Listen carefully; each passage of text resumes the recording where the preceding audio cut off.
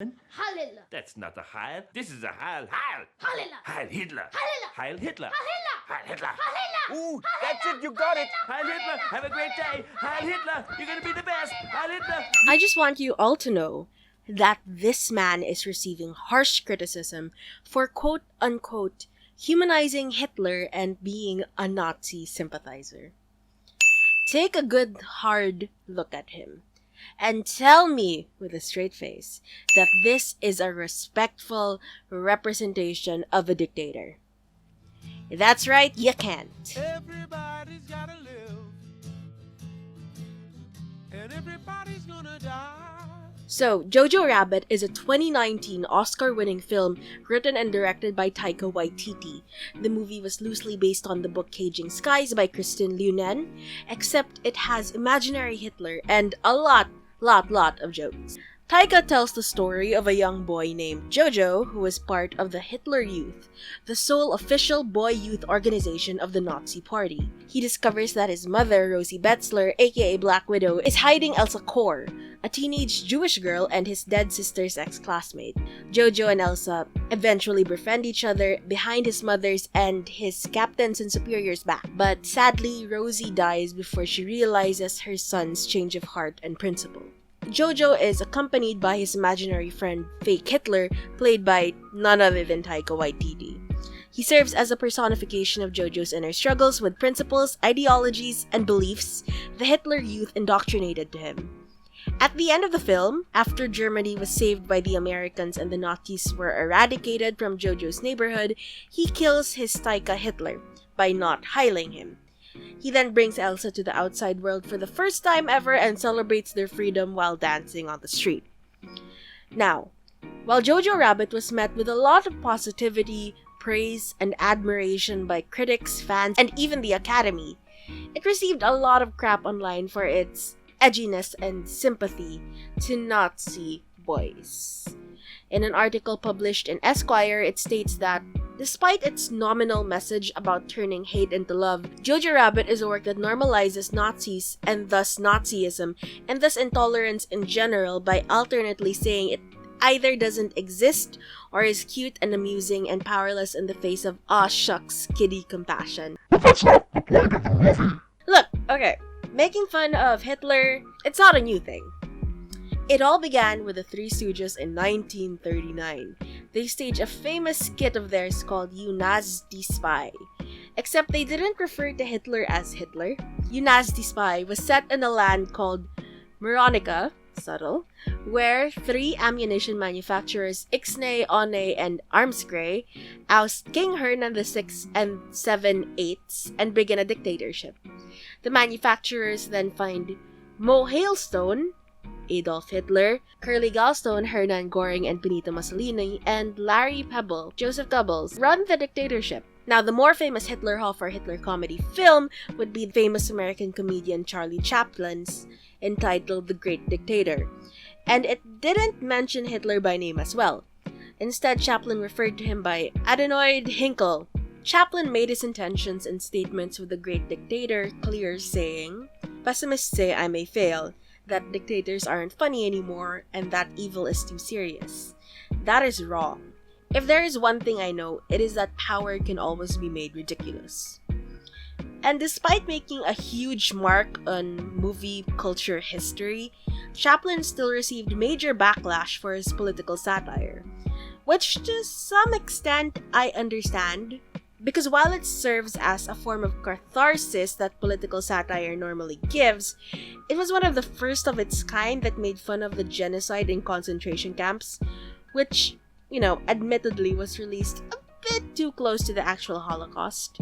Chaplin inevitably acknowledges and admits his error, saying, "Had I known of the German concentration camps, I could not have made The Great Dictator. I could not have made fun of the homicidal insanity of the Nazis." And since then, there were many other reiterations of a funny Hitler. Der Führer's face in Donald Duck's Nazi Land, Gay Hitler in Saturday Night Live, and even the flamboyant musical theater Hitler from Springtime with Hitler, a fake musical in Mel Brooks's producer's film, which was specifically made to offend a white audience in the text. But the one that was considered as the yardstick of Hitler comedy was and will always be The Great Dictator. But then there's Jojo Rabbit. First things first, disclaimers. Now, I have made a video on Taika Waititi's Thor Ragnarok before, and it should come to the surprise of no one that I am a huge fan of his filmography.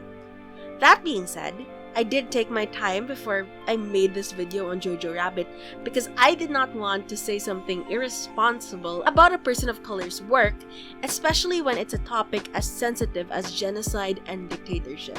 However, after much studying and pondering and reflecting, I can confidently say that Jojo Rabbit is a different kind of Hitler-off movie, but it's also very much the same in a good way.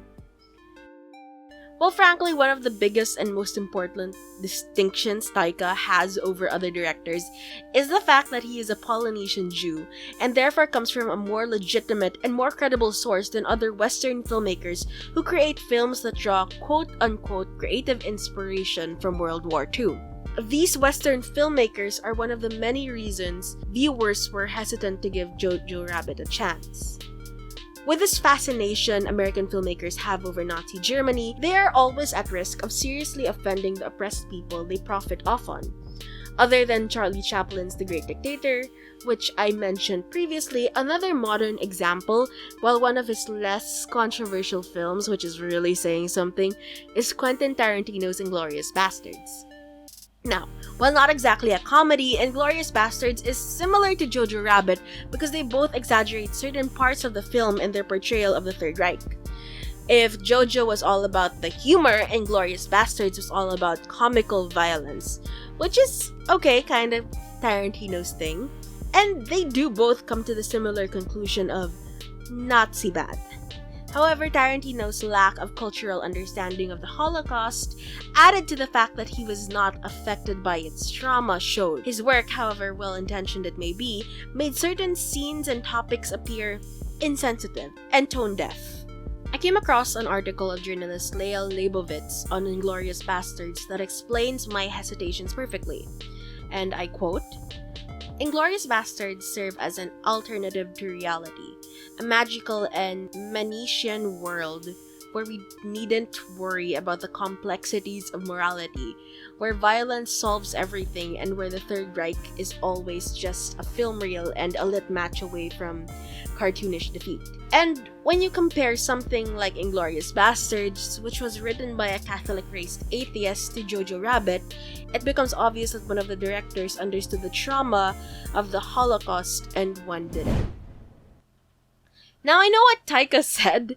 I know that when he talks about Hitler, he appears to be this abrasive, edgy, cool guy who just doesn't care about historical accuracy. But he's actually smart, and he understands it fairly well, and more importantly, he is a Jew. And regardless of research, perspectives told by the oppressed and marginalized are the valid ones that deserve a platform to be heard because they are the ones affected by trauma. Another way Jojo Rabbit is still similar to other Holocaust movies and Hitler comedies is through its unapologetic anti-Hitler humor. It makes fun of his ideology, his dogma, doctrines, his ways, and even his followers. It acknowledges everything wrong with Hitler and then reduces him into a petulant, mean schoolyard bully, which, you know, is still a bad person. But these caricatures essentially hold very little cultural authority over us. Because when we see a satirized version of Hitler, we don't automatically acknowledge the cultural meaning or history of Hitler himself. Our mind has to jump through several mental hoops before we connect a satirized Hitler to the atrocities of the Holocaust, as mentioned earlier when I was criticizing Inglourious Basterds. And some argue that this can be problematic because we tend to minimize the crimes and slaughter committed for the sake of a laugh.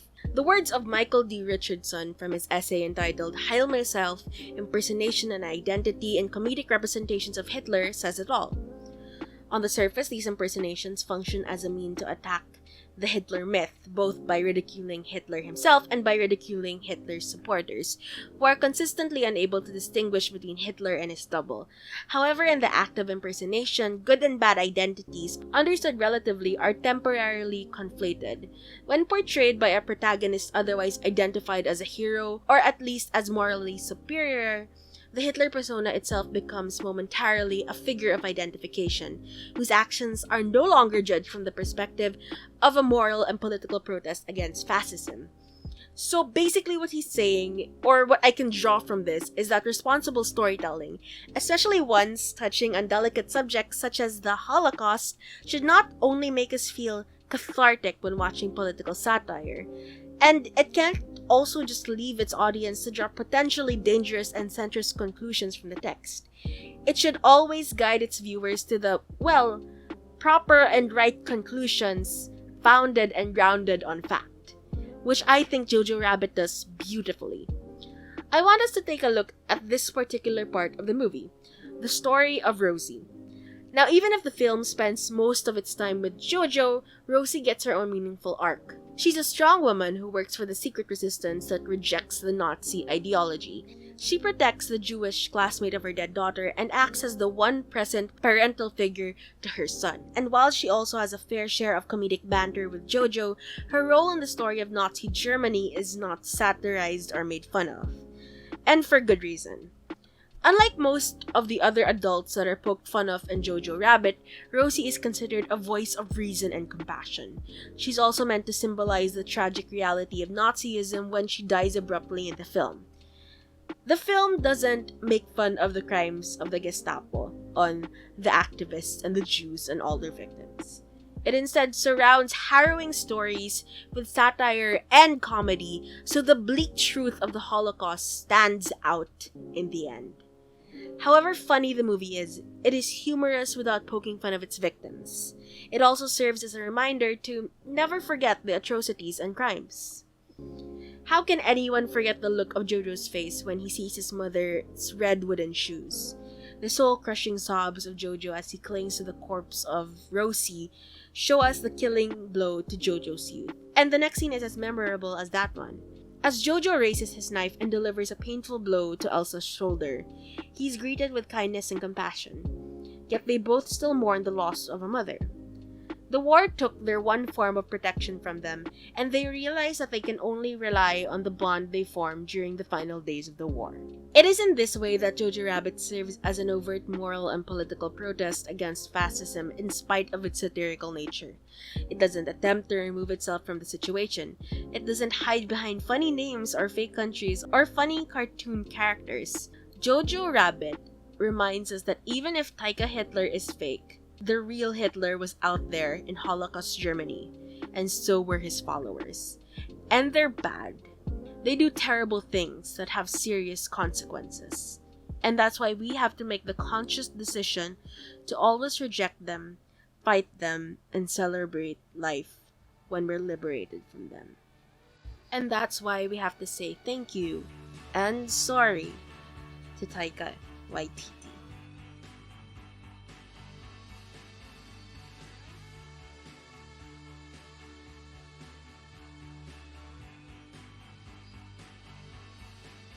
Hey guys, thank you so much for watching my newest video essay. I know I haven't been uploading as much as I did during the start, but I am trying. And I think I have to announce something. From now on, my video essays might come out a little later than usual, or might be reduced to once a month, or yeah, once a month sounds good. Because I have an office job now. Like, for those who don't know, I've been working from home for about half a year actually, and that allowed me to work on some of my video essays during my downtime. I'm not so sure how demanding this next job will be, but I am very much excited for it. I am very much happy for it, and I am determined to make that job and this video essay work. So if you like what you see, be sure to like and subscribe and donate to my coffee if you can. A link is down below, and I will see you all next time. That is a promise. Goodbye!